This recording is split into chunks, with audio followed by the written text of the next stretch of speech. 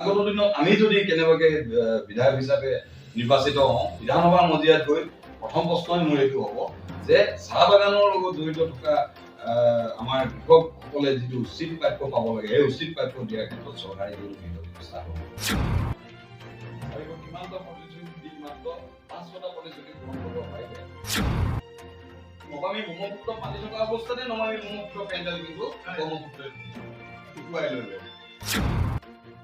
যিহেতু গুজৰাটত চাহ বিক্ৰীৰ কাৰণে যথেষ্ট ফেমাছ, আপুনি নিজে চাহ বিক্ৰী কৰি আজি প্ৰধানমন্ত্ৰী পদলৈ পালেহি, গতিকে তেওঁলোককো যদি এখন আপুনি বহাই গুজৰাটত বহাই এই বিদেশীসকলক এখন চাহ দোকান যদি খুলি দিয়ে, তেন্তে এই বঙালী বিদেশীসকলো আপোনাৰ তাত সংস্থাপিত হৈ যাব।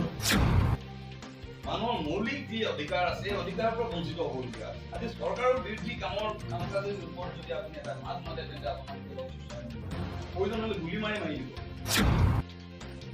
নমস্কাৰ, প্ৰতিদিন লাইভৰ সমূহ দৰ্শকক স্বাগতম জনাইছো। মই নিতুল গগৈ।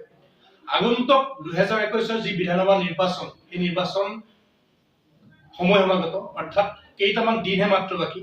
আৰু কোনে কোন দলক লৈ প্ৰতিনিধিত্ব কৰিব, কোনে কোনটো দলক লৈ চৰকাৰ গঠন কৰিব, তাক লৈ এতিয়া ৰাজনৈতিক মহলত যথেষ্ট চৰ্চাৰ বিষয় হৈ পৰিছে। আৰু ইতিমধ্যে আপোনালোক সকলোৱে জানে যে অসমত নতুনকৈ দুটা আঞ্চলিক ৰাজনৈতিক দল গঠিত হৈছে, অসম জাতীয় পৰিষদ আৰু ৰাইজৰ দল। মই আজি উপস্থিত আছো ডুমডুমা সমষ্টি ৰাইজৰ দলৰ হৈ প্ৰতিনিধিত্ব আগবঢ়োৱা এগৰাকী সন্মানীয় নেতা, তেখেতৰ ঘৰত উপস্থিত আছো। আৰু তেখেতৰ নামটো হৈছে সন্মানীয় শ্ৰীযুত কনক চেতিয়া। ৰাইজৰ দলৰ হৈ যি ডুমডুমা সমষ্টিত এইবাৰ নিৰ্বাচনত প্ৰতিনিধিত্ব আগবঢ়াবলৈ গৈ আছে, মই তেখেতক এই অনুষ্ঠানলৈ স্বাগতম জনাইছো। প্ৰথমে আপোনাক অনুষ্ঠানলৈ স্বাগতম জনাইছো। ধন্যবাদ। আপোনাকো এই অনুষ্ঠানলৈ অহাৰ বাবে আন্তৰিক শুভেচ্ছা জ্ঞাপন কৰিছো। লগতে প্ৰতিদিন লাইভৰ জৰিয়তে সমগ্ৰ ডুমডুমাবাসী শুভাশীষ বিচাৰিছো আৰু ধন্যবাদ জ্ঞাপন কৰিছো। যিহেতু অহা নিৰ্বাচনত 2021 যি বিধানসভা নিৰ্বাচন মাত্ৰ মাজত কেইটামান দিন বাকী, কেনেদৰে আপোনাৰ প্ৰস্তুতি কেনেকুৱা চলিছে? প্ৰস্তুতি খুবেই ভাল, প্ৰস্তুতি তুংগতেও হৈ আছে। বিভিন্ন পৰ্যায়ে আমাৰ দলীয় নেতা কৰ্মীৰ লগত সাধাৰণ জনসাধাৰণে যোগাযোগ স্থাপন কৰি তেওঁলোকে নিজে ওলাই আহিছে, আমাক সহযোগিতা আগবঢ়াইছে। নিৰ্বাচনী প্ৰস্তুতি এতিয়া আমাৰ সম্পূৰ্ণ তুংগত। যদি আপুনি যিহেতু আপুনি ৰাইজৰ দলৰ হৈ প্ৰতিদ্বন্দ্বিতা আগবঢ়াইছে, কিয় বাছি ললে আপুনি ৰাইজৰ দলক? বা বেলেগ দলতো আপুনি যোগদান কৰিব পাৰিলে হয়, কংগ্ৰেছ, এজিপি, বিজেপি এইবিলাকতো যোগদান কৰিব পাৰিলে হয়। আপুনি নতুনকৈ জন্ম হোৱা এই নৱগঠিত আঞ্চলিক ৰাজনৈতিক দলটো কিয় বাছি ললে?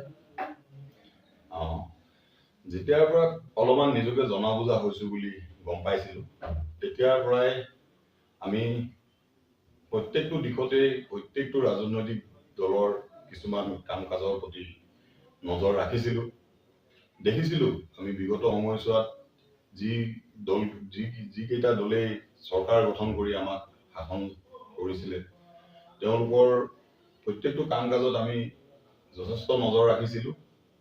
তেওঁলোকৰ কোনো এটা দলৰ প্ৰতি আকৰ্ষিত হবলৈ আমি নোৱাৰাৰ কাৰণ তেওঁলোকে যি দুখন দুৰ্নীতি, শোষণ, মিথ্যাচাৰৰ যি প্ৰশ্ৰয় লয়, গতিকেলৈ আমি তেনেকুৱা এটা ৰাজনৈতিক দলত আমি অন্তৰ্ভুক্তি হ'বও নোৱাৰো। তেওঁলোকৰ নীতিগত আদৰ্শগতভাৱে আমাৰ সম্পূৰ্ণ মত বেলেগ ধৰণৰ মতামত আমাৰ। আমি যিহেতু খাটি খোৱা, কৃষক বনোৱা আৰু চহা গাঁৱলীয়া যি আমাৰ জনসাধাৰণ আছে, আমি তেওঁলোকৰ লগত বিলীন হ'ব বিচাৰো। আপোনালোকে নিশ্চয় জানে, ৰাইজৰ দল কৃষক মুক্তি সংগ্ৰাম সমিতি, বীৰ লাচিত সেনাৰ সৈতে ৭০ সংগঠনৰ জাতি জনগোষ্ঠীয়ে সহযোগিতাত সৃষ্টি হোৱা এটা দল। ৰাইজৰ মৰমত, ৰাইজৰ বুকুৰ পৰা ৰাইজৰ দল সৃষ্টি হৈছে। এই ৰাইজৰ দল থকাৰ বাবে আজি ৰাইজৰ দল। গতিকেলৈ বিগত সময়ছোৱাত আপুনি দেখিছে আমাৰ সভাপতি মহোদয় অখিল গগৈ ডাঙৰীয়া, তেওঁ অসমখনক প্ৰত্যেকটো জ্বলন্ত সমস্যাৰ প্ৰতি প্ৰত্যেকটো ক্ষেত্ৰতে নিৰ্ভীকভাৱে আৰু প্ৰত্যেকটো সমস্যাৰ ওপৰত সবলভাৱে চৰকাৰৰ প্ৰতি প্ৰতিবাদ জনাই যিবোৰ কাম কাজ কৰি আছে অসমৰ জনসাধাৰণে তেওঁ সকলোৱে গম পায়, জানে তেওঁৰ বিষয়ে, আৰু তেওঁৰ কাম কাজক লৈ, তেওঁৰ চিন্তাধাৰাক লৈ, তেওঁৰ আদৰ্শক লৈ আমিও বহুত আপ্লুত হৈছো।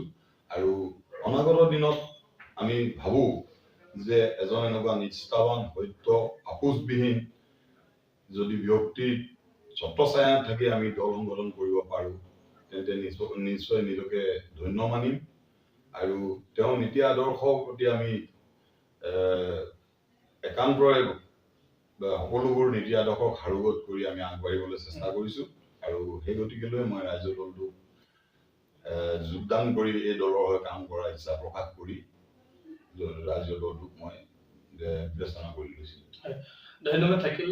যিহেতু আজি এই অনুষ্ঠানটোত প্ৰশ্নৰ বিষয় বেছি আহি পৰিব, প্ৰশ্নৰ কথা আমি প্ৰশ্ন সুধিম, জানিব বিচাৰিম তেওঁৰ পৰা যে অনাগত দিনত কেনেদৰে আগবাঢ়িব বা বিগত চৰকাৰসমূহে কি কৰিলে কি নকৰিলে, এনেধৰণৰ কিছুমান ৰাজনৈতিক বিষয়ক প্ৰশ্ন সুধিম। আৰু আপোনালোকে ৩ নম্বৰ প্ৰশ্নটো হৈছে, আপুনি যদি বিধায়ক হৈ হিচাপে নিৰ্বাচনত জয়যুক্ত কৰি আহি ডুমডুমা সমষ্টিটোত আহে, বিধায়ক হিচাপে হৈ আহে, এতিয়া আপোনাৰ এই সমষ্টিবাসীৰ কাৰণে কৰিবলগীয়া গুৰুত্বপূৰ্ণ কাম কি বুলি ভাবে আপোনাৰ মতে? গুৰুত্বপূৰ্ণ কাম বুলি ক'লেতো কৰিবলগীয়া বহুতেই কাম আছে। বিগত সময়ছোৱাত কংগ্ৰেছৰ যিজন বিধায়ক, আৰু এটা সময়ত এটা টাৰ্মৰ কাৰণে দিলীপ মৰাণ আছিল, আপোনালোকৰ জানে যে বিজেপি প্ৰাৰ্থী। গতিকে তেওঁলোকেতো সমষ্টিটোৰ কিবা কাম কৰা মোৰ চকুত ধৰাই নপৰে। মই যিমানখিনি জানোতো এই সমষ্টিটো খালি কেৱল মাত্ৰ অনুন্নয়ন, বঞ্চিত, লাঞ্ছিত হৈ থাকিলে। মই এই সমষ্টিটোৰ পৰা যদি বিধায়ক হিচাপে নিৰ্বাচিত হৈ যাওঁ, তেন্তে মোৰ কৰিবলগীয়া কাম হ'ব শিক্ষাৰ ক্ষেত্ৰত, নিবনুৱা সমস্যাৰ ক্ষেত্ৰত, আৰু স্বাৱলম্বী হ'ব পৰা নতুন যুৱচামক প্ৰতি আমি আত্মনিয়োগ কৰিব পৰা ব্যৱস্থা কেনেকুৱা ধৰণৰ ব্যৱস্থা আমি কৰিব পাৰো। লগতে মহিলা সবলীকৰণৰ দিশটোৰ ওপৰত আমি গুৰুত্ব প্ৰদান কৰিম। লগতে যিবোৰ আজিৰ তাৰিখত দুৰ্নীতি, শোষণ, লুণ্ঠন চলি আছে, কেৱল মাত্ৰ ৰজাঘৰীয়া ২-৩জনমান ব্যক্তিৰ নেতৃত্বতে চৰকাৰী সকলোবোৰ কাম কাজক জলাঞ্জলি দিয়া হয়। গতিকে এইবোৰ কামৰ পৰা আমি বিৰত থাকিলে হয়, খুব এটা সুন্দৰ প্ৰচেষ্টাৰে, খুব এটা সুন্দৰ প্ৰয়াসেৰে নৱগঠিত ৰাজনৈতিক দল ৰাইজৰ দলৰ হৈ ডুমডুমা সমষ্টিত পোনপ্ৰথমবাৰৰ বাবে প্ৰতিনিধিত্ব আগবঢ়াবলৈ গৈছে সন্মানীয় মৰমৰ নেতা কনক চেতিয়াদেৱে।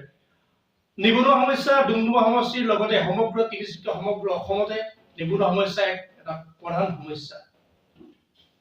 আমি দেখিবলৈ পাওঁ বহু যুৱকে উচ্চ শিক্ষা গ্ৰহণ কৰি বৰ্তমান ঘৰতে বা অন্যান্য বেচৰকাৰী প্ৰতিষ্ঠানত কেইটামান টকাৰ বাবদ কাম কৰিবলগীয়া হৈছে বা নিমজ্জিত হৈ থাকিবলগীয়া হৈছে। তেনে ক্ষেত্ৰত চৰকাৰে কোনো ধৰণৰ পদক্ষেপ লোৱা আজিলৈকে চকুত পৰা নাই। হয়, এইবাৰ যদি ৰাইজৰ দল অসমলৈ আহে বা ৰাইজৰ দলৰ ডুমডুমা সমষ্টিত ৰাইজৰ দলৰ নেতা কনক চেতিয়াদেৱে জয়লাভ কৰে, তেন্তে পোনপ্ৰথমবাৰৰ বাবে কৰিবলগীয়া কামটো হ'ব নিবনুৱা সমস্যা দূৰীকৰণ। তেখেতৰ অনাগত দিনত সুন্দৰ পদক্ষেপ, সুন্দৰ লাভালাভ আৰু সুন্দৰ ফল আমি কামনা কৰিছো। আৰু এটা প্ৰশ্ন আগবঢ়াব বিচাৰিছো আপোনালৈ, যিহেতু আপুনি কেইবাখনো ৰাজহুৱা সভাত ইতিমধ্যে গৈছে বা নিৰ্বাচনী প্ৰচাৰলৈ আপুনি গৈছে, ৰাইজৰ পৰা কেনেকুৱা সঁহাৰি পাইছে? নিৰ্বাচনী প্ৰচাৰবোৰত আমাৰ ৰাইজৰ পৰা বিপুল সঁহাৰি লাভ কৰিছো। যিহেতু অসমৰ ৰাইজ, লগতে ডুমডুমা সমষ্টিবাসী ৰাইজ ইতিমধ্যেই এই ফেচিষ্ট মানসিকতাৰ তুফান দুৰ্নীতিৰ জৰ্জৰিত বিজেপি দলটো আৰু কংগ্ৰেছ দলটো সমঞ্চে টোপোলা বান্ধি তেওঁলোকক ব্ৰহ্মপুত্ৰত উটুৱাই দিয়াৰ ব্যৱস্থা কৰিছে, অলৰেডি কৰিছে। তেওঁলোকে ৰাইজ সজাগ হৈছে, সচেতন হৈছে, কঁকালত টঙালি বান্ধিছে। গতিকে আমি যিবোৰ নিৰ্বাচনী সভা ইতিমধ্যেই অংশগ্ৰহণ কৰিছো, প্ৰত্যেক নিৰ্বাচনী সভাত ৰাইজৰ বিপুল সঁহাৰি, আদৰ সন্মান আমি পাইছো। ৰাইজে আমাক আঁকোৱালি লৈছে বুলি আমি ভাবিবলৈ বাধ্য হৈছো। কোনো এটা জাতি জনজাতি বুলি কথা নাই, সামগ্ৰিকভাৱে সকলো জাতি জনগোষ্ঠী, ভাষা, ধৰ্মাৱলম্বী লোকে আহি দেখিছে। আপুনি এতিয়াও মোৰ গৃহত গোটেই চাৰিওপাশে ৰাইজ বহি আছে। তেওঁলোকে আহি মোক যোগাযোগ কৰিছে, আমাৰ দলীয় কৰ্মী যোগাযোগ কৰি আমাৰ লগত সম্পৰ্ক স্থাপন কৰি তেওঁলোকে আমাক সহায় কৰাৰ প্ৰতিশ্ৰুতি দিছে। তেওঁলোকে আমাৰ দলটোৰ প্ৰতি আকৰ্ষিত হৈছে কেইবাখনো নিৰ্বাচনী সভাত সন্মানীয় নেতা কনক চিতাদেৱে অংশগ্ৰহণ কৰি ৰাইজৰ পৰা যি মৰম সঁহাৰি আশীৰ্বাদ পাবলৈ সক্ষম হৈছে আৰু সেই মৰম আশীৰ্বাদেৰেই অহা নিৰ্বাচনত প্ৰতিদ্বন্দ্বিতা কৰিবলৈ আগবাঢ়িছে নেতাগৰাকীয়ে। আৰু এইবাৰ প্ৰশ্নৰ পৰা অলপ ফালৰি কাটি যাওঁ, কা সম্পৰ্কীয় কথালৈ আহোঁ। বিগত 2019 চনৰ পৰা যি অসমত নাগৰিকত্ব সংশোধনী আইনৰ যি প্ৰতিবাদ হ'ল, তাক লৈ আপুনি কি ক'ব? তাক লৈ আপোনালোকে দেখিলে এই জাতিধ্বংসী বিধেয়কখন বিজেপি চৰকাৰে বলপূৰ্বকভাৱে অসমীয়া জাতিৰ ওপৰত জাপি দিব বিচৰাটোৱেই চৰম দুৰ্ভাগ্য কথা। যি চৰকাৰত আমাৰ জাতি মাটি ভেটিৰ কথা কোৱা হৈছিল আৰু যি চৰকাৰ গাদীত আমাৰ অসমৰ এসময়ত আমি নায়কৰ উপাধি দিবলৈ আমি তেওঁক চেষ্টা কৰিছিলো, কিন্তু আজিৰ তাৰিখত তেওঁ নায়ক নহয়, খলনায়ক হ'ল। জাতীয় নায়ক তেনেকুৱা এজন ব্যক্তি নেতৃত্বাধীন এখন চৰকাৰে এই ইমান ভয়ংকৰ জাতিধ্বংসী বিধেয়কখন অসমীয়া ৰাইজৰ ওপৰত জাপি দিব বিচৰাটোৱেই বহুত দুৰ্ভাগ্যজনক। আপুনি কেনেদৰে জড়িত আছিলে কা আন্দোলনৰ সময়ত? হয়, আমি কা আন্দোলনৰ সময়ত যিমান পাৰিছিলো বিভিন্ন সময়ত বিভিন্ন ঠাইত আমি মেইন মিটিঙৰ লগতে নিজে আমি অংশগ্ৰহণ কৰিছিলো। আমি নিজেও কা প্ৰতিবাদৰ কাৰণে আমি বহুত বিভিন্ন ঠাইত বিভিন্ন গাঁৱে চুকৰ কোণত চুকে কোণে সোমাই আমি ৰাইজসকলক আমি সজাগ কৰিছিলো আৰু কাখনৰ বিষয়ে আমি ৰাইজক কৈছিলো যে এই কা আমাক নালাগে, আমি কা নুবুজো, আমাক কাখন বাতিল কৰিব লাগে। আমি বিভিন্ন কাৰ্যসূচীত আমি নিজেও অংশগ্ৰহণ কৰিছিলো আৰু আমি ৰাইজসকলক বুজাবলৈ চেষ্টা কৰিছিলো যে কাখন আহিলে আমাৰ কি হ'ব কি নহ'ব, ভৱিষ্যতৰ কাৰণে আমাৰ ভৱিষ্যত প্ৰজন্ম কেনেকুৱা অন্ধকাৰত থাকিব লাগিব সেই বিষয়ে আমি ৰাইজক অৱগত কৰিছিলো আৰু পৰ্যাপ্ত পৰিমাণে আমি যিমানখিনি সময় পাইছিলো আমি কা বিৰোধী সভা সমিতিবোৰত আমি নিজকে নিয়োজিত কৰিছিলো। যিহেতু কা আন্দোলনৰ সময়ত বহুতে জেল খাইছিলে, ইতিমধ্যে সকলোৱে গম পালে যে 5জনকৈ নিৰীহ যুৱক শ্বহীদ হ'ল। চৰকাৰে আজিলৈকে শ্বহীদ বুলি ঘোষণা নকৰিলে। এই ভ্ৰষ্টাচাৰী চৰকাৰখনক, এই দুৰ্নীতিপৰায়ণ চৰকাৰখনক কি কয়? নহয়, আচলতে চৰকাৰ বুলি কিনে তেওঁলোকক মানে সন্মানটো দিবলৈকেও অকমান সংকোচবোধ হয়। চৰকাৰ এখনে জনসাধাৰণৰ প্ৰতি যেনেকুৱা মনোভাৱ প্ৰদৰ্শন কৰিব লাগে, এখন চৰকাৰে জনসাধাৰণৰ নিৰ্বাচিত প্ৰতিনিধিসকলে গৈ চৰকাৰত এখন শুৱনি কৰে, জনসাধাৰণৰ আকাংক্ষাক যেতিয়া ভৰিৰে মোহাৰি শেষ কৰিব বিচাৰে, তেনেকুৱা জনপ্ৰতিনিধিক আৰু তেনেকুৱা এখন চৰকাৰৰ বিষয়ে পুনৰবাৰ মুখত নাম উচ্চাৰণ কৰিবৰ কাৰণেও আমাৰ অসুবিধা হয়, টান পাওঁ, অন্তৰত কষ্ট পাওঁ। জনসাধাৰণৰ কেৱল মাত্ৰ বৃহৎ সমস্যাই নহয়, সূক্ষ্ম সমস্যাও তেওঁলোকে গুৰুত্ব প্ৰদান নকৰিলে। আজি বাক স্বাধীনতা কাঢ়ি ললে। আপুনি চৰকাৰখনৰ বিৰুদ্ধে চৰকাৰখনে কৰি থকা কাম কাজৰ ওপৰত আপুনি যদি কিবা কবলৈ যায় তেন্তে আপোনাক নি জেলত ভৰাই থয়।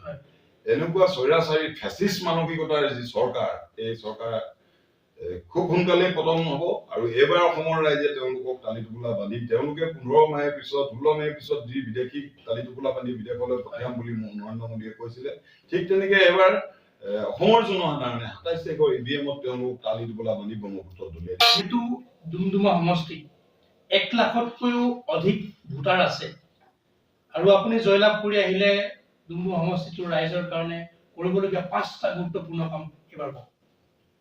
নিশ্চয়।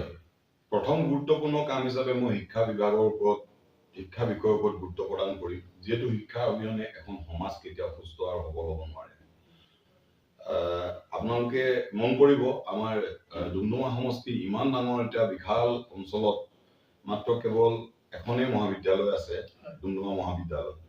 মেট্ৰিক পৰীক্ষাৰ ৰিজাল্ট দিয়াৰ প্ৰায় 2 দিনৰ পিছৰ পৰা আপোনালোকে মন কৰিব আমাৰ ডুমডুমা অঞ্চলত ৰাস্তা পদূলি পথবোৰ ছাত্ৰ ছাত্ৰীয়ে ৰাস্তাত বহি প্ৰতিবাদ কৰিবলগীয়া হয়, কিয়নো তেওঁলোকৰ মাত্ৰ পঢ়িবৰ কাৰণে নিজৰ আসনখন সুৰক্ষিত নহয় ডুমডুমা কলেজত, আৰু ডুমডুমা কলেজত ইমান সংখ্যক আসনৰ ব্যৱস্থাও নাই। গতিকেলৈ এনেকুৱাও নহয় যে সেইসকল ছাত্ৰ ছাত্ৰী কোনোবা বাগানৰ কোনোবা চহা গাঁৱলীয়া গাঁৱৰ পৰা পঢ়ি পাছ কৰি অহা মেট্ৰিক পাছ কৰি অহা ছাত্ৰ ছাত্ৰী তেওঁলোকৰ অভিভাৱক সকলো আৰ্থিকভাৱে সক্ষম নহয় যে অসমতে বিভিন্ন ঠাইৰ কলেজসমূহত তেওঁলোকক নামভৰ্তি কৰি পঢ়াই শুনা কৰা শিক্ষাৰ ক্ষেত্ৰত শিক্ষা ল'বলৈ পঠিয়াব পৰা বা অসমৰ বাহিৰৰ বিভিন্ন ঠাইত তেওঁলোকক পঠিয়াব পৰাকৈ আৰ্থিকভাৱে সবল নহয়। সবল নোহোৱা হেতুকে এনেকুৱা বহুত ছাত্ৰ ছাত্ৰী কলিতে মৰহি গৈছে, তেওঁলোকে শিক্ষাৰ পৰা আঁতৰি থাকিব লগা হৈছে। গতিকে এই সমস্যাটো বিগত সময়ত কোনো এজন বিধায়কে কি দিলীপ মৰাণে হওক বা কি দুৰ্গা ভূমিছে কোনো ধৰণৰ পদক্ষেপ গ্ৰহণ নকৰাৰ পৰিপ্ৰেক্ষিতত আজি বহুত ল'ৰা ছোৱালীয়ে শিক্ষাৰ পৰা আঁতৰি থাকিব লগা হ'ল।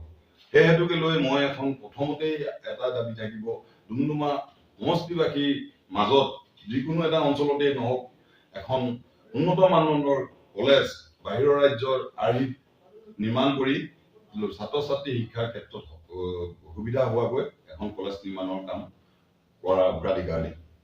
দ্বিতীয়তে মন কৰিব নিবনুৱা সমস্যা। নিবনুৱা সমস্যাই যি কৰাল ৰূপ ধাৰণ কৰিছে, প্ৰত্যেকখন চৰকাৰে যি মিছা কথাৰ ফুলজাৰি মাৰিলে 2 লাখ নিবনুৱা 1 লাখ নিবনুৱা আজি যি সমাধান হ'ব সমস্যাৰ, তেওঁলোকে নিযুক্তি দিব। আমি দেখিলো মোৰ লগত গৈ 2 লাখৰ ঠাইত 2জন মানুহ ভালদৰে নিযুক্তি নাপালে। কেৱল আমি চৰকাৰী চাকৰিৰ ওপৰতে আশা কৰি থাকিলে নহ'ব, স্বনিয়োজন আত্মনিৰ্ভৰশীল হ'বৰ কাৰণে আমি বিভিন্ন ধৰণৰ কৌশল অৱলম্বন কৰিব লাগিব। মন কৰিব ডুমডুমা অঞ্চলটোত আপুনি পূবে পশ্চিমে উত্তৰে দক্ষিণে চাৰিওফালে যদি চকু মেলি চাই আমাৰ যিবোৰ ক্ষুদ্ৰ ক্ষুদ্ৰ উদ্যোগ ইয়াত গঢ় লৈ উঠিব লাগিছিলে তেনেকুৱা ধৰণৰ কোনো ক্ষুদ্ৰ উদ্যোগ আপুনি ইয়াত দেখি নাপাব। গতিকে লৈ আমাৰ চৰকাৰজনে আমি চিন্তা কৰিম চৰকাৰীভাৱে যিকেইটা চাকৰি পোৱা যায় তেওঁ পাব, বাকী যিসকল নিবনুৱা যুৱক যুৱতীয়ে আজি মাত্ৰ কেইটকামান পইচাৰ কাৰণে বেংগলোৰ কলিকতা বা আপোনাৰ বহিৰাজ্যত চেন্নাইত গৈ তেওঁলোকে কাম কৰিব লগা হৈছে, সেইসকল যুৱক যুৱতীক ইয়ালে আমি যদি কিবা সুন্দৰ স্বনিয়োজনৰ প্ৰশিক্ষণপ্ৰাপ্ত কৰাই তেওঁলোকক প্ৰশিক্ষণ দিয়ে আমি যদি ক্ষুদ্ৰ ক্ষুদ্ৰ উদ্যোগ স্থাপন কৰি দিব পাৰো, তেওঁলোকৰ লগতে আৰু বিভিন্ন ওচৰৰ দাঁতি কাষৰীয়া যুৱক যুৱতীসকল নিয়োজিত হৈ থাকিব আৰু এই তেনেকুৱা ধৰণে আমি নিবনুৱা সমস্যাটো সমাধানৰ কাৰণে হাতত পদক্ষেপ গ্ৰহণ কৰিম। তৃতীয়তে আপোনাক ক'বলৈ গ'লে ডুমডুমা অঞ্চলটোত যদিও বানপানী খুব বেছি প্ৰভাৱ নাই, কিন্তু গৰাখহনীয়া প্ৰভাৱ ঠাই বিশেষে যথেষ্ট আছে। আৰু যিবোৰ অঞ্চলত গৰাখহনীয়া হৈ আছে সেইবোৰ অঞ্চলৰ প্ৰতি কোনো এখন চৰকাৰৰ কোনো এটা দলৰ যিমানবোৰ প্ৰতিনিধি ইয়াত ইতিমধ্যে প্ৰতিনিধিত্ব কৰি গ'ল তেওঁলোকে কিন্তু গুৰুত্ব প্ৰদান নকৰিলে। গুৰুত্ব প্ৰদান নকৰাৰ পৰিপ্ৰেক্ষিতত আপোনালোকে মন কৰিব শ্ৰী শ্ৰী মায়ামৰা টিপুক শিমলুগুৰি সত্ৰ আজি যি অৱস্থা, মাত্ৰ 1-1.5 ফুট মান মাটিৰ মাজতে তেওঁলোকে আছে। যদি সত্তৰ দাঁতিয়ে বৈ যোৱা ডাঙৰি নৈখনে যি কৰাল ৰূপ ধাৰণ কৰিছে, দিনো প্ৰত্যেক দিনে গৰা খহাই আজি সেই সত্ৰভাগৰ চিনমুকাম নাইকিয়া কৰিছে। যদি এনেধৰণে গৰাখহনীয়া হৈ থাকিবলগীয়া হয় অনাগত আৰু 2 বছৰৰ ভিতৰত এই আমাৰ সংস্কৃতিবান আমাৰ ধৰ্মীয় অনুষ্ঠান আমাৰ অসমীয়া জাতিৰ আৱেগ এই সত্ৰবোৰ নাইকিয়া হ'ব। তেওঁলোকে কয় সত্ৰ মাটি বেদখলৰ কাৰণে বিভিন্ন ধৰণৰ পদক্ষেপ কৰে। মাটি বেদখল পদক্ষেপতকৈ প্ৰয়োজন থকা সম্পত্তি কেইটাক আমি ৰক্ষণাবেক্ষণ দিব লাগিব। যিকেইটা আমাৰ জাতীয় জীৱনৰ শিলস্বৰূপ, আমাৰ জাতীয় জীৱনত আমাৰ জীয়াই থকাৰ যি প্ৰেৰণা উৎস দিয়ে, আমি নিজকে অসমীয়া বুলি আমি ক'বলৈ গৌৰৱ কৰোঁ, তেনেকুৱা ধৰণৰ অনুষ্ঠানৰ প্ৰতিষ্ঠানৰ প্ৰতি কিন্তু কোনো ৰাজনৈতিক দলৰ ভাল সহযোগিতা আমি নেদেখিলো। গতিকে এই গৰাখহনীয়াৰ ওপৰত আপোনালোকে দেখিব সোণাপুৰ দেউৰী গাঁৱৰ মন্দিৰৰ দাঁতিয়ে দিয়ে এটা সৰু এৰাহুতি এৰি গৈছে। এই এৰাহুতিটোৱে আজি গৰাখহনীয়া সৃষ্টি কৰি মন্দিৰ ভাগত যথেষ্ট প্ৰভাৱ পেলাইছে। গতিকে এই গৰাখহনীয়াত যিবোৰ আমাৰ ৰাজহুৱা প্ৰতিষ্ঠান আমি ৰক্ষণাবেক্ষণ দিবৰ কাৰণে যি আধুনিক প্ৰযুক্তিবিদ্যা আমি ব্যৱহাৰ কৰিব পাৰো, তেনেধৰণে এই ব্যৱস্থা কৰি আমি এই সমস্যাটো সমাধানৰ চেষ্টা কৰিম। তাৰ পিছতে আপোনালোকে মন কৰিব চাহ নগৰী বুলি ক'লে ডুমডুমা সমগ্ৰ অসমেই বিখ্যাত, পৃথিৱীৰ বিখ্যাত চাহ নগৰী ডুমডুমা। গতিকে এই অঞ্চলত যিসকল জনসাধাৰণ কৃষক ৰাইজ থাকে তেওঁলোকৰ ঘৰত আপুনি ফুলপুলি দুটা নেদেখিলেও কিন্তু চাহ পুলি দুটা দেখিব। গতিকে এই চাহ বাগানৰ লগত জড়িত গোটেই কৃষকসকলৰ মাজত এটা বহুত ভয়ংকৰ এটা চক্ৰান্ত চলে, যিটো আজিৰ তাৰিখলৈকে কোনো দল সংগঠন বা কোনো ৰাজনৈতিক দলে এই বিষয়ত কোনো ধৰণৰ ব্যৱস্থা হাতত গ্ৰহণ কৰা নাই। কৃষকসকলে তেওঁলোকৰ চাহ বাগানত উৎপাদিত চাহপাত 15 দিনৰ কাৰণে বটলিফ ফেক্টৰীত ধাৰত দিয়ে আৰু 15 দিনৰ পিছত সেই বটলিফ ফেক্টৰীৰ মালিকে তেওঁলোকৰ ৰেট নিৰ্ধাৰণ কৰে যে এই ফৰ্টনাইটত কোনটো ডেটৰ পৰা কোনটো ডেটলৈ কিমান কি ৰেট দিয়া হ'ব। গতিকে উৎপাদন আমাৰ কৃষকে কৰিব, কষ্ট শ্ৰম আমাৰ কৃষকে কৰিব, আমাৰ কৃষকৰ ঘৰত উৎপাদন হোৱা বস্তুৰ ওপৰত ৰেট লগাব বণিক গোষ্ঠী। এইটোতো বহুত চৰম অন্যায় হৈছে। ইয়াৰ বিষয়ে চৰকাৰে এটা গুৰুত্বপূৰ্ণ সিদ্ধান্ত গ্ৰহণ কৰি প্ৰতিটো কেঁচা চাহপাতৰ এটা নিৰ্ণায়ক ৰেট, এটা নিৰ্ণায়ক মূল্য, উচিত মূল্য যাতে গ্ৰাহকে পায়, মানে কৃষকজনে পায়, এই ক্ষেত্ৰত কিন্তু গুৰুত্বপূৰ্ণ ভূমিকা গ্ৰহণ কৰিব লাগিব। অন্যথাই এই চাহ বৃত্তিৰ লগত জড়িত, ব্যৱসায়টোৰ লগত জড়িত আমাৰ ডুমডুমাবাসী ৰাইজ আৰ্থিকভাৱে কেতিয়াও সচ্ছল হ'ব নোৱাৰিব। গতিকে এই ক্ষেত্ৰত ডুমডুমাবাসী ৰাইজক, সমষ্টিবাসী ৰাইজক মই অনুৰোধ জনাম যে আপোনালোকেও সজাগ হওক আৰু অনাগত দিনত আমি যদি কেনেবাকে বিধায়ক হিচাপে নিৰ্বাচিত হওঁ, বিধানসভাৰ মজিয়াত গৈ প্ৰথম প্ৰশ্নই মোৰ এইটো হ'ব যে চাহ বাগানৰ লগত জড়িত থকা আমাৰ কৃষকসকলে যিটো উচিত প্ৰাপ্য পাব লাগে, সেই উচিত প্ৰাপ্য দিয়াৰ ক্ষেত্ৰত চৰকাৰে কিন্তু বিহিত ব্যৱস্থা গ্ৰহণ কৰিব লাগিব। তাৰপিছতে আহিব আপোনাৰ স্বাস্থ্যৰ কথা। আপুনি দেখিছে ডুমডুমাৰ আমাৰ যিখন চৰকাৰী চিকিৎসালয় আছে, তাত কেতিয়াবা আপুনি গ'লে নাৰ্ছ থাকিলে ডক্টৰ নাথাকে, ডক্টৰ থাকিলে নাৰ্ছ নাথাকে, আৰু উপযুক্ত চিকিৎসা সম্বলিত এখন স্বাস্থ্যকৰ পৰিৱেশত থকা এখন চিকিৎসালয় হৈ থকা নাই বৰ্তমান দিনত। আপোনালোকে ইয়াত আহিলে চিটি স্কেন এটা কৰিব নোৱাৰে, ভাল এটা এক্সৰে কৰিব নোৱাৰে, এখন ICU নাই, এটা ভেন্টিলেশ্যন নাই। গতিকে ইমান ডাঙৰ সমষ্টিটোৰ ভিতৰত এখনেই হস্পিটেল আছে, সেইখনৰো এই অৱস্থা। তেনেহ'লে আমাৰ ৰোগীসকলে ক'ত চিকিৎসা কৰিব? এজন যদি ICUত ভৰাবলগীয়া পেচেণ্ট আহে, তেন্তে তেওঁ তিনিচুকীয়া বা ডিব্ৰুগড় গৈ পোৱাৰ আগতে আদালতে তেওঁ ঢুকাব। গতিকে ডুমডুমাত এখন সম্পূৰ্ণ পৰ্যায়, সম্পূৰ্ণ বস্তু সম্বলিত যিমানখিনি আধুনিক তথ্য প্ৰযুক্তিবিদ্যাৰে যিবোৰ আদি চিকিৎসা বিজ্ঞানৰ ক্ষেত্ৰত ভুমুকি মাৰিছে, এই সকলোবোৰ বস্তু সংলগ্ন হৈ এখন সম্পূৰ্ণ এখন চিকিৎসালয় ডুমডুমা সমষ্টিৰ ভিতৰত স্থাপন কৰাৰ কাৰণে মই পুৰা দাবী ৰাখিম, সম্পূৰ্ণ দাবী উত্থাপন কৰিম আৰু চেষ্টা কৰিম ইয়াত এখন সম্পূৰ্ণ যন্ত্ৰপাতি সম্বলিত আধুনিক তথ্য উন্নত মানদণ্ডৰ এখন চিকিৎসালয় স্থাপনৰ কাৰণে চেষ্টা কৰিম। হয়, খুব গুৰুত্বপূৰ্ণ পদক্ষেপ। এয়া হৈছে ৰাইজৰ দল আৰু ৰাইজৰ দলৰ নেতাসকলৰ মানসিকতা, যি ৰাইজৰ কাৰণে সদায় চিন্তা কৰে, ৰাইজৰ দুখ দুৰ্দশাৰ কথা চিন্তা কৰি কাম কৰিবলৈ হাতত লয়। বহু শিক্ষাগত, বহু উচ্চ শিক্ষিত যুৱক যুৱতীয়ে কামৰ কাৰণে, কেইটামান টকাৰ কাৰণে বহিৰাগত দেশত কৰ্ম সংস্থাপনত জড়িত হৈছে, কৰ্মত নিয়োজিত হৈছে। তেখেতসকলক নিজ ঠাইতে বা নিজৰ দেশতে, নিজ এলেকাতে কৰ্ম সংস্থাপন দিবলৈ অহা নিৰ্বাচনত প্ৰতিদ্বন্দ্বিতা আগবঢ়াই জয়লাভ কৰি ৰাইজৰ দলৰ নেতা কনক চেতিয়াদেৱে ডুমডুমা সমষ্টিটোৰ ৰাইজৰ কাৰণে, উন্নতিৰ কাৰণে, চাহ বাগিচাৰ ব্যৱসায়ীসকলৰ ৰাইজৰ উন্নতিৰ কাৰণে কাম কৰিবলৈ সংকল্পবদ্ধ হৈছে, প্ৰতিজ্ঞাবদ্ধ হৈছে। কোনো প্ৰশ্নলৈ আহো আপোনালৈ। সোণোৱাল নেতৃত্বাধীন যিখন চৰকাৰ কেৱল চিণ্ডিকেটৰ উন্নতি কৰিলে বা ৰাইজৰ উন্নতি কৰিলে, আপুনি কি দেখিলে? সোণোৱাল চৰকাৰৰ কথা একচুৱেলি কৈতো উৰেই নপৰিব। তেওঁলোকৰ দুৰ্নীতি আপুনি কি কৰিলে সেইটোতকৈ সুধিবলগীয়া প্ৰশ্ন আছে, কি নকৰিলে? কৰিলে কি? তেওঁলোকে কৰাৰ ভিতৰত কৰিলে টোলগেট বহালে, টোলগেট বহাই আজি গুৱাহাটী এবাৰ অহা যোৱা কৰিবৰ কাৰণে মানুহৰ 1,000 টকাৰ প্ৰয়োজন হয়। তাৰপিছতে তেওঁলোকে যি SI কেলেংকাৰীৰ কথা আমি সকলোৱে জানো, PNRDত যি নিযুক্তি প্ৰক্ৰিয়া হয়, সেই নিযুক্তি প্ৰক্ৰিয়াত কেৱল মন্ত্ৰী নৱদলীয় অঙহী পালে। এই কথা খুব সুস্পষ্ট, বহুত তথ্য আছে, সকলোৱে জানে। কোনো এটা নিযুক্তিয়েতো শুদ্ধভাৱে নহল।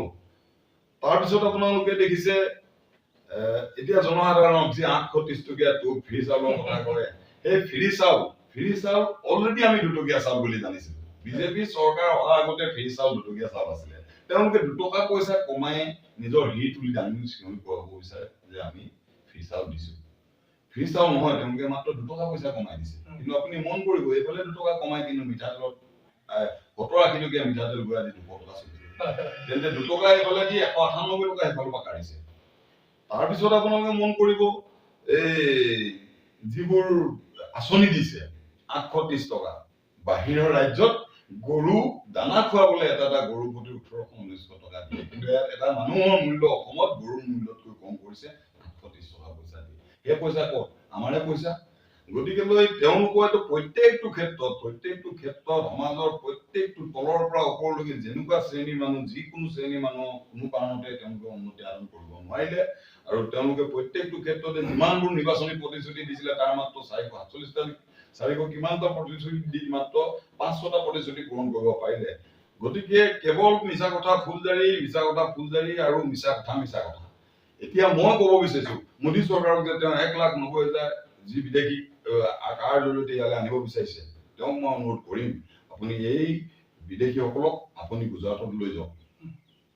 যিহেতু গুজৰাটত চাহ বিক্ৰীৰ কাৰণে যথেষ্ট ফেমাছ, আপুনি নিজে চাহ বিক্ৰী কৰি আজি প্ৰধানমন্ত্ৰীলে পদলৈ পালেহি। গতিকে তেওঁলোককো যদি এখন আপুনি গুজৰাটত বহাই এই বিদেশীসকলক এখন চাহ দোকান যদি খুলি দিয়ে, তেন্তে এই বঙালী বিদেশীসকলো আপোনাৰ তাত সংস্থাপিত হৈ যাব আৰু আপোনাৰ তাতেই ব্যৱস্থা কৰক, চাহ দোকান খুলি দিয়ক। গতিকে আমি অসমত ঠাই নিদিওঁ। তেওঁলোকে অসমৰ কাৰণে একো কামেই নকৰিলে, সোণোৱাল চৰকাৰে নকৰিলে, মোদী চৰকাৰে নকৰিলে, আমাৰ হিমন্ত বিশ্ব শৰ্মা ডাঙৰীয়া তেওঁ স্বাস্থ্য বিভাগ একো কৰিব নোৱাৰিলে, শিক্ষা বিভাগ উন্নতি নাই। গতিকে এইখন চৰকাৰৰ ওপৰত আৰু ক'বলৈ একচুৱেলি কিমান কম। ভ্ৰষ্টাচাৰী মুক্ত দুৰ্নীতি চৰকাৰ অকল কেৱল দুৰ্নীতি। চবতকে তাতকৈও ডাঙৰ কথা আপুনি মন কৰিব যে ইয়াত বাক স্বাধীনতাটো কাঢ়ি লৈছে। মানুহৰ মৌলিক যি অধিকাৰ আছে সেই অধিকাৰৰ পৰা বঞ্চিত হ'বলগীয়া আছে। আজি চৰকাৰৰ বিৰোধী কাম কাজৰ ওপৰত যদি আপুনি এটা মাত মাতে, তেন্তে আপোনাক জেলত চুচৰাই নি লৈ যাব, প্ৰয়োজন হলে গুলী মাৰি দিব। 5জন আমাৰ তেজাল যুৱক, উঠি অহা যুৱক যেতিয়া আজি গুলীবিদ্ধ হৈ শ্বহীদ বৰণ কৰিলে তেওঁলোকে, কিন্তু তেওঁলোকক আজি তাৰিখলৈকে শ্বহীদ বুলি ঘোষণা কৰিব নোৱাৰিলে। তেওঁলোকৰ মানসিকতা চাওক, মানুহ এজনক গুলীয়াই মাৰিবলৈ কুণ্ঠাবোধ নকৰে। তেনেকুৱা এখন চৰকাৰৰ প্ৰতি আমি কি আশা আৰু আস্থা ৰাখিব পাৰো? গতিকে আমি ৰাইজ সজাগ হৈছে। একচুৱেলি অসমৰ ৰাইজে বুজি পাইছে সকলোবোৰ কথা, তেওঁলোকৰ প্ৰকৃত চৰিত্ৰবোৰ ওলাই গৈছে।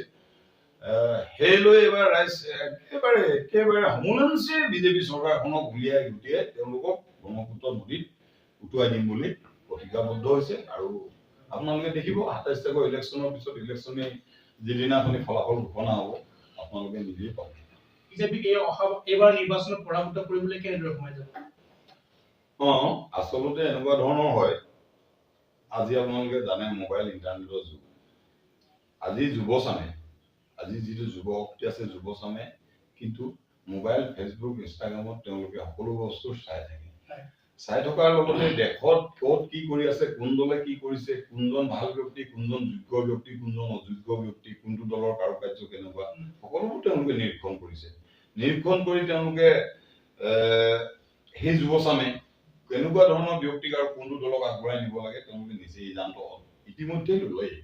আৰু যিসকল ৰাইজক তেওঁলোকে 2 টকামান টকা পইচা দি গাঁৱৰ ভিতৰুৱা অঞ্চলৰ ৰাইজক যদি তেওঁলোকে প্ৰলোভন দিব বিচাৰে, তো এই প্ৰলোভন এবাৰ ৰাইজে নলব। যিহেতু সেই গাঁৱৰ ভিতৰুৱা ৰাইজসকল কিন্তু কৃষিজীৱী ৰাইজ।